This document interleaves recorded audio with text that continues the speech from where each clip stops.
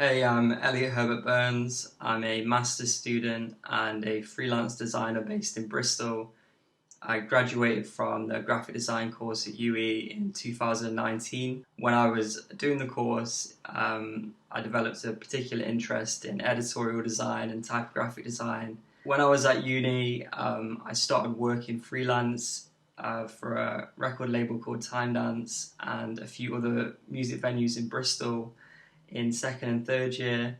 Upon graduation, I joined Spike Island, which is an artist studio space in Bristol, and I was basically placed right in the middle of a big co-working space where there was other design studios, there were other graphic designers, there were animators, illustrators, there were also a 3D studio, and there's loads of different companies that did a lot of different things.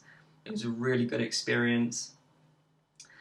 And whilst I was there, I developed a particular interest in interactive design, web design, 3D, which led me to decide to start a master's in game development. Looking back at the degree, I came from a fine art background, so I was a bit suspicious about it at the time, about how things were going to go. But I would say the most important things that I learned, number one, was a problem-solving process.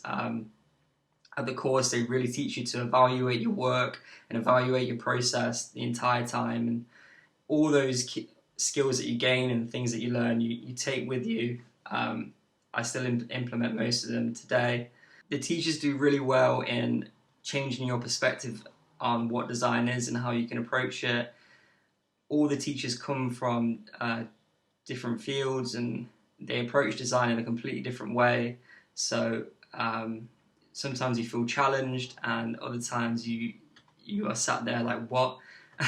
The biggest piece of advice I would give to any student on the course now, or any student that has just graduated, would be to continue learning, put yourself in an environment where you can learn lots of things about the industry, where you can learn how to work in a team with people that have different skill sets than you. That is really important.